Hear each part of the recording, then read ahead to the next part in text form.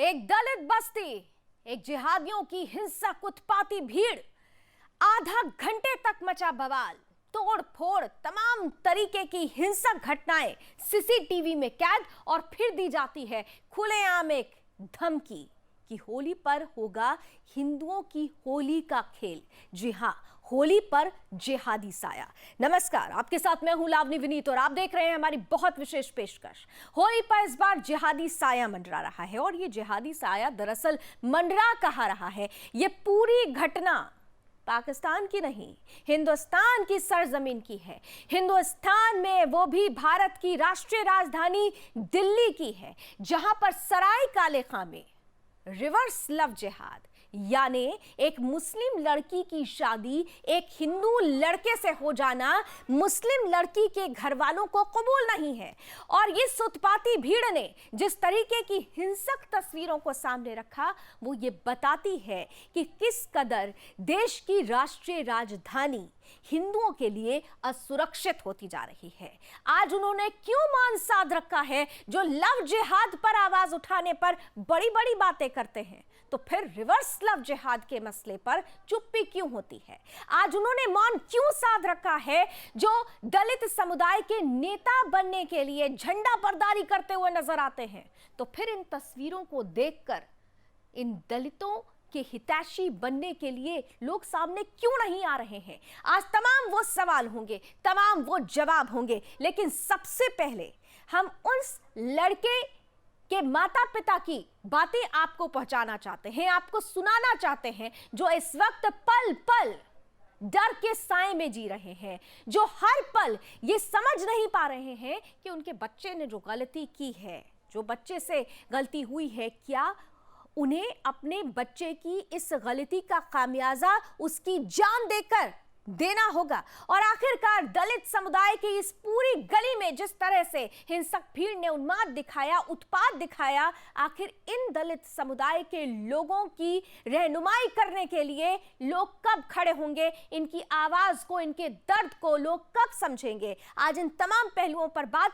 सबसे पहले इस पूरे प्रकरण को समझिए इस रिपोर्ट के जरिए। पुलिस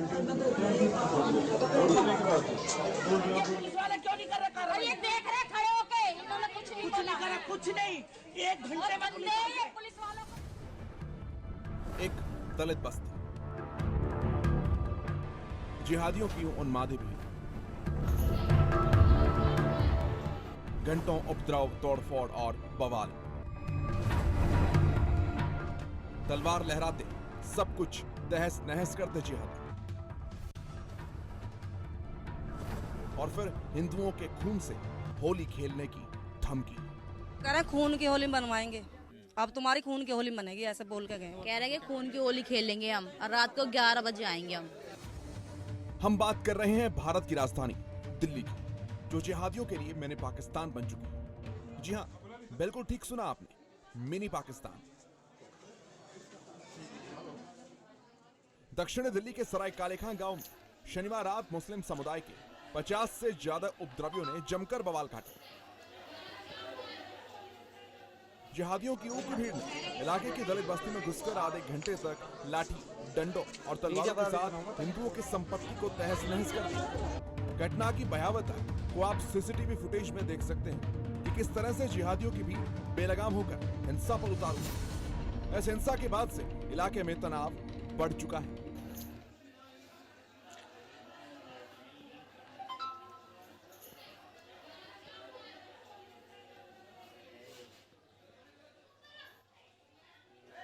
वहीं घटना की सूचना मिलने के बाद से मौके पर अर्धसैनिक बल तैनात है। दरअसल दलित युवक के मुस्लिम समुदाय की लड़की से शादी करने से नाराज युवती के परिजनों और उनके साथियों ने शनिवार रात सराय काले खां गांव की दलित बस्ती में बेखौफ जमकर उत्पात मचाया, जैसे इन्हें किसी का डर ही नहीं हुआ। 50 से ज्यादा की संख्या में बस्ती में घुसी मुस्लिम भीड़ ने हिंदुओं की कुल 3 गलियों को निशाना बनाया और तलवार, लाठी, डंडे और पत्थरों के साथ जमकर बवाल काटा, हमला किया। रात के 11 बजे के बाद अचानक हुए इस हमले से बस्ती में रहने वाले लोग सहम गए हैं। हमारे पड़ोस के घर में घुस गए, बेचारी इसको सर बाल पकड़ लिया, उसकी लड़की को गिरवान पकड़ लिया उन्होंने, लड़की का उसकी हमारी पड़ोसी है सामने जो, और घर में घुसने की कोशिश तो थी, एक चक्कू लगा पीछे गली में। गली में घुसकर लोगों को मारा गया और जमकर तोड़फोड़ की गई। उन्होंने बताया कि पुलिस वाले खड़े खड़े दिख रहे थे और मुस्लिम भीड़ धमकी दे रही थी कि तुम्हारी लड़कियों को उठा लेंगे। महिलाओं ने यह भी कहा कि पुलिस कर्मियों को आरोपितों ने खरीद लिया। आरोपितों के हाथ में तलवारें थी। यहाँ बच्चों और महिलाओं को भी मारा गया है। पुलिस वाले उन्हें पकड़ ही नहीं रहे हैं। आरोपितों के हाथ में तलवार और चाकू थे। बच्चों को हमने छत पर चढ़ाया, लड़कियों को घर में छिपाया। जिस मुस्लिम लड़की से शादी हुई उसे कोई आपत्ति नहीं है। उन्होंने घर के भीतर घुसकर हमें मारा है। हमलावरों ने कहा है कि इस बार तुम लोग होली नहीं खेलोगे, हम हिंदुओं के खून से होली खेलेंगे। Bureau report, Sudarshan news. घरों में घुसे हैं वो, लड़कियों को हाथ और क्या, छोटे छोटे बच्चों पे हमला कर रहे हैं। वो तो एक और तो पूरा पेट ही फाड़ दिया यहाँ से उन्होंने, और एक आदमी की टांग तोड़ दी, तो उठ ही नहीं पा रहे अंदर से अपने घर में से। लड़कियों को खींचा घरों में से। बेटा बोल रहा है क्या हमारी लड़की के साथ है, तो लड़की उठा लेंगे। ये पुलिस वाले क्यों नहीं कर रहे? ये देख रहे खड़े होके, इन्होंने कुछ नहीं बोला। तो आखिर इन दलितों की रहनुमाई के लिए कौन आगे आएगा, यह भी एक बड़ा सवाल है। चलिए, हमारे साथ इस वक्त जुड़ रहे हैं कांग्रेस नेता उदित राज जी जुड़ चुके हैं। उदित जी, बहुत बहुत स्वागत है। और जैसा कि हमारा आपसे वादा हुआ था कि हम आपको डिबेट का हिस्सा नहीं बनाएंगे, लेकिन आपसे 1-to-1 हम बात जरूर करना चाहेंगे अगले 10 मिनट तक। उम्मीद करते हैं कि आज जिस भरोसे के साथ हमने आपको जोड़ा है, वो भरोसा खास तौर से आपको कायम करना है उस वाल्मीकि समाज के लोगों पर जिनकी रहनुमाई के लिए आप लोग बड़ी बड़ी बातें करते हैं। इस घटना को देखकर कोई प्रतिक्रिया देंगे सर? देखिए, ऐसा है कि जिन्होंने उनके ऊपर हमला किया है या अत्याचार किया है, उनके खिलाफ सख्त कार्रवाई होनी चाहिए। जो भी नागरिक, जो भी समाज के जाति के लोग उत्पीड़न करें, उनके खिलाफ कार्रवाई करना चाहिए। पुलिस का ये काम होता है और पुलिस यहाँ भारतीय जनता पार्टी के अधीन है। इनके खिलाफ सख्त कार्रवाई की मैं मांग करता हूँ।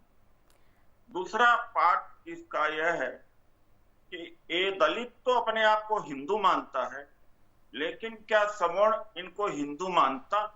अगर बेटी का संबंध हिंदुओं में इनका होता तो आज ये वाल्मीकि समाज कमजोर न होता। तो इनको कमजोर किसने बनाया? एक हिंदू तब होते हैं जब इनका वोट लेना होता है, तब हिंदू होते हैं। पुरी के निश्चलानंद पुरी के शंकराचार्य निश्चलानंद सरस्वती ने कहा कि दलितों को मंदिर में प्रवेश वर्जित है। ये शास्त्र सम्मत है। शास्त्र सम्मत की बात उन्होंने कहा। जब दलित आपके मंदिर में जा ही नहीं सकते, बेटी का संबंध हो ही नहीं सकता, जिस धर्म में आप उनको बांध रहे हैं वो मानते ही नहीं। दलित अलग से है कि वही मानता अपने आप। उदित जी, ऐसे मामले में तो ऐसे मामलों में इसको एक अपराध के रूप में मानिए। और हिंदू और मुसलमान का मामले में आप उदित जी, आपने 1.5 मिनट में इस पूरे प्रकरण को, उदित जी, आपने 1.5 मिनट में इस पूरे प्रकरण को, आपने पूरे 1.5 मिनट में इस पूरे प्रकरण को जो दिशा देने की कोशिश की है, क्योंकि आप एक पॉलिटिकल पर्सनालिटी हैं, मैं समझ सकती हूं कि आप उस तरफ जाएंगे, लेकिन मैं आपसे फिर से पॉइंट पर आकर बात करती हूं। पहली बात, आपने कहा कि आप भर्त्सना करते हैं दिल्ली सरकार और केंद्र सरकार को लेकर, आपने तमाम तरीके की बातें की, आपने कहा कि आप मांग कर रहे हैं, लेकिन आपने एक बार भी ये नहीं स्वीकारा कि दलित समुदाय, एक वाल्मीकि बस्ती थी यहां पर, उस बस्ती पर जिहादियों ने आतंक किया। आप तुष्टीकरण की राजनीति करते हैं, इसलिए आप खुलकर बोल नहीं पा रहे हैं। आपकी कुछ सीमाएं, आप खुलकर बोलिए ना। दूसरा, आपने 2 तरीके से बांट दिया कि हिंदू नहीं माना जाता, तो आपको याद होगा कि दलितों को किस तरह से हिंदुओं से अलग करने की एक बड़ी कोशिश की गई थी पॉलिटिकल पार्टीज की तरफ से, खासतौर से जिस पार्टी से आप बिलोंग करते हैं। तोड़ा तो आप लोगों ने। दलित और मुस्लिम गठजोड़ की बात आप करते हैं, तो क्या दलित सिर्फ आपके लिए पॉलिटिकल टूल है? जब उसके ऊपर कोई आफत आएगी, कोई परेशानी होगी और एक विशेष वर्ग उसके ऊपर इस कदर हल्ला बोलेगा और कहेगा कि होली के दिन खून की होली खेलेंगे, तब आप पूरी तरीके से दूसरी बातें करने लगते हैं। आप दिशा और दशा तय करिए ना, दिशा को क्यों भटका रहे हैं? देखिए, ऐसा है कि मैं तो कांग्रेस के प्रवक्ता के हैसियत से यहाँ नहीं हूँ, और पहले स्पष्ट कर दिया था जी। इस समाज का मैं रिप्रेजेंटेटिव हूँ, इनके लिए आवाज उठाता हूँ, महिलाओं के लिए आवाज तो उठाता सर हूँ। इसलिए तो मैंने कहा कि खुलकर मान बोलिए, लीजिए- फिर सीमा मत बांधिए ना, आप खुलकर बोलिए कि ये- जिहादियों ने अगर हमला किया तो इसे स्वीकार करिए। आपकी बात, आपने प्रश्न किया, मैं चुप रहा। जी जी मेरे जी जवाब जी, आप को भी जवाब सुन दीजिए, लिया। बिल्कुल दीजिए सर। आपने इनको अदालत का काम कर दिया कि जिहादी हो गए। ये अधिकार किसने आपको दे दिया कि इनको आप जिहादी सर डिक्लेयर प्रमाण कर और दिए? साक्ष्य सबूत कुछ होता है ना इस देश में। नहीं, क्या इस देश में अदालत ये जो आती है तस्वीरें ना, दिख रही है अदालत इसको नजरअंदाज आती कर है। सकते हैं। इनको जिहादी आपने किया, इसके और खिलाफ तो आपको ये मुकदमा हो दलित सकता है, समुदाय की लेकिन महिलाएं, इस वाल्मीकि देश में समाज की इस गली में रहने नहीं वाली चल रहा। महिलाएं कह रही हैं आप एक पार्ट उदित जी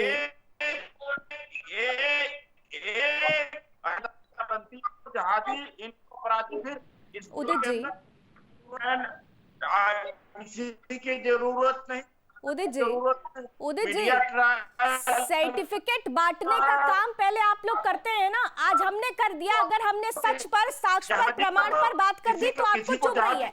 लेकिन सुन लीजिए कि आपने कहा ना कि आप दलित समुदाय और जिनके लिए आवाज उठाते हैं उनके लिए आज आए हैं, तो उसी समाज की महिलाओं ने इस्तेमाल किया है यह शब्द कि जिहादी घर में घुसे, बच्चियों के साथ बदसलूकी की गई, वहां पर कपड़े तक फाड़ दिए गए बच्चियों के, और 50 के लगभग संख्या में पहुंचकर इस पूरी की पूरी गली में जहां पर वाल्मीकि समुदाय से जुड़े हुए लोग रहते हैं उनकी गलियों पर पत्थरों से वार किया गया।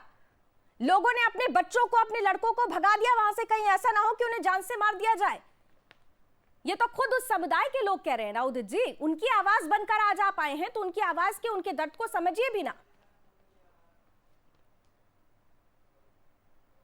उन्होंने, हाँ अलग बात है, उन्होंने गाली दिया, तो आप जो जजमेंट दे रहे हैं कि जिहादियों का शब्द आप इस्तेमाल कर रहे हैं, आपको इस्तेमाल नहीं अच्छा, करना। आप इनको एक बात क्या कहेंगे? आप इनको क्या कहेंगे? दूसरी बात 1000 घटना अगर दलितों के खिलाफ होती है, उत्पीड़न होती, तो 2-4 ही घटना हो जो जाति करते हैं। उस अपवाद को तो आप इतना बड़ा रूप दे रहे हैं। जब हाथरस का केस होता है और बलरामपुर का होता है, जौनपुर का, कानपुर का होता है, उसमें भी आप लोग पहुंचे थे ना राजनीति करने के लिए, और उस पर भी हमने सवाल उठाया था। सर, आपने जहादी बनाया उनको। उदित जी, उदित जी, अभी आपने कहा कि आप कांग्रेस के प्रवक्ता के रूप में नहीं बैठे हैं, लेकिन जितनी भी आप बातें कर रहे हैं, आप जितनी भी बातें कर रहे हैं कांग्रेस के प्रवक्ता के रूप में कर रहे हैं। और इसीलिए बकौल कांग्रेस प्रवक्ता मैं आपसे दोबारा सवाल पूछ रही हूँ कि आप जिन लोगों की रहनुमाई की बात कर रहे हैं वो आपसे कुछ उम्मीद रखते हैं। अगर आप तुष्टीकरण की राजनीति नहीं करते तो खुलकर बोलिए ना कि किन लोगों ने इन पर हमला किया। सीसीटीवी फुटेज तो सामने है आपके, हम कुछ छुपा तो रहे नहीं है, वहां के लोग कुछ छुपा तो नहीं रहे हैं। ऐसा ही हाल आप लोगों ने तब किया था जब जामिया से 23 दलित समुदाय के लोगों को निकाल दिया गया था, तब भी वो उम्मीद कर रहे थे कि आप लोग कुछ बोले, तब भी आपने कुछ नहीं बोला था, और आज भी आपकी चुप्पी है। सर, एक बात है ना कि आपका हिंदू समाज अगर इनको मानते हैं तो सरसंघचालक दलित को बना दें, प्रधानमंत्री भी दलित को बनाए, जज बनाए, आपके जगह पर दलित को बैठाएं, मालिक भी चैनल के दलित हों, जर्नलिस्ट भी आप अपने यहाँ बनाइए, तब तो आप कहने का अधिकार है, वरना आपका बिल्कुल कहने का अधिकार नहीं है। घड़ीवाली आंसू दलितों के बारे में बहाने की जरूरत नहीं है।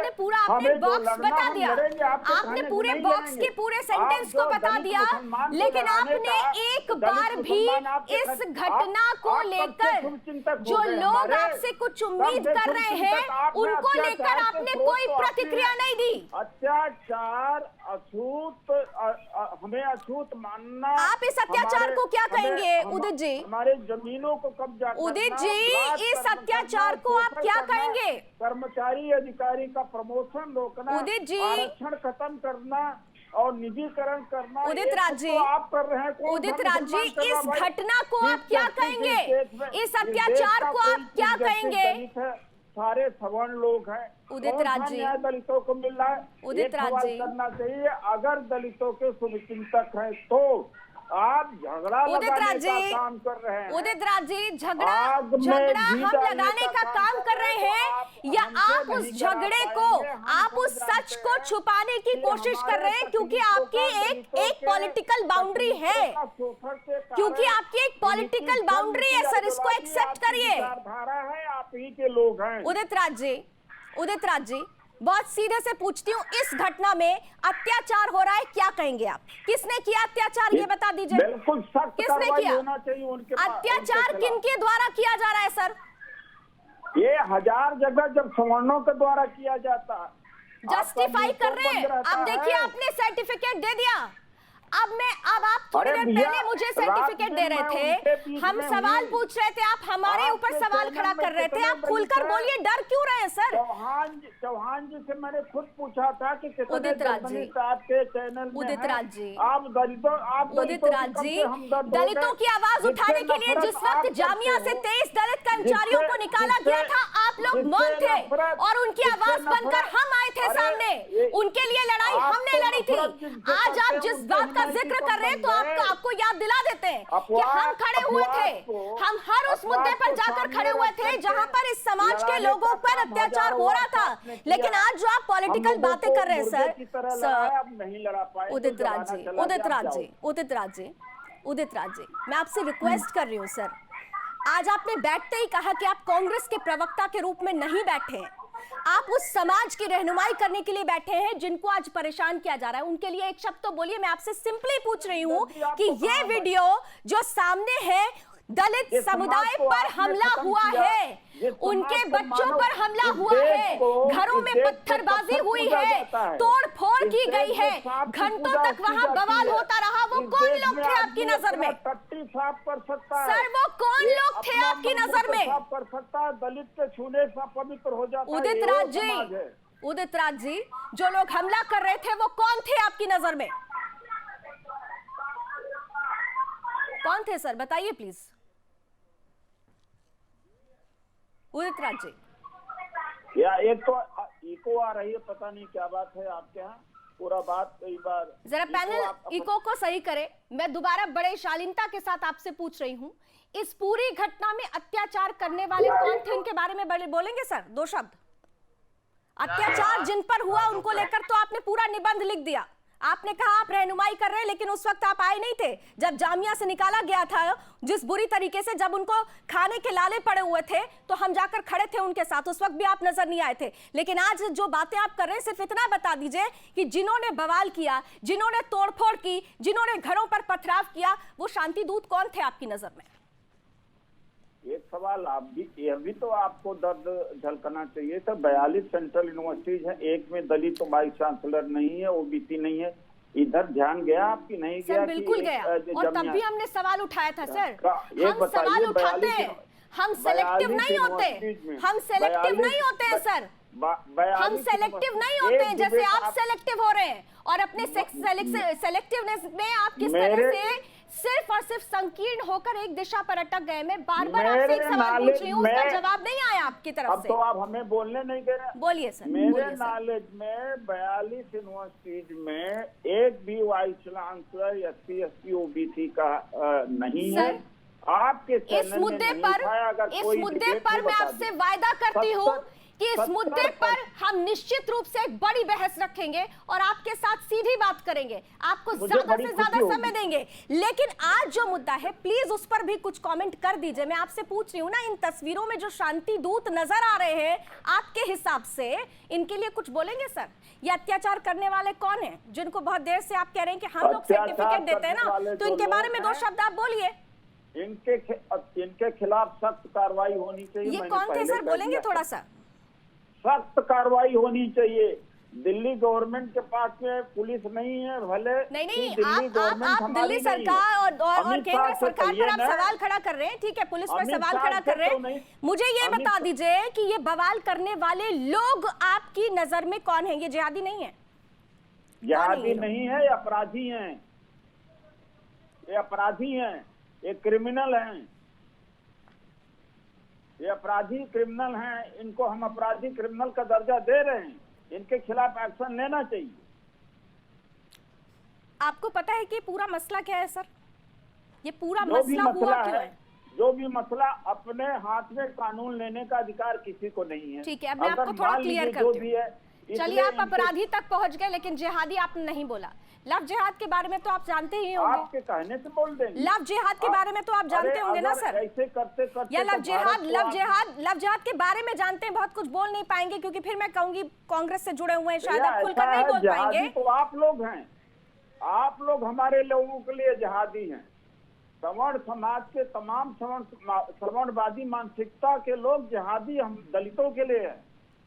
वही हमारी पोस्ट खाते हैं, वही हमारी वैकेंसी खत्म करते हैं, वही हमारा घर जलाते हैं, वही अत्याचार करते हैं। बल्कि और ये रिजर्वेशन जिहादी के हैं। नाम पर, और रिजर्वेशन के नाम पर जब कहा जाता है खास तौर से किसको दे दिया जाए, किनको सीधे तौर पर आगे लाया जाता है, उन पर भी बोल दीजिए ना सर। उन पर क्यों चुप हो जा रहे हैं? वहां पे वोट बैंक मिलता है, इसलिए बोल नहीं सकते खुलकर आप? क्यों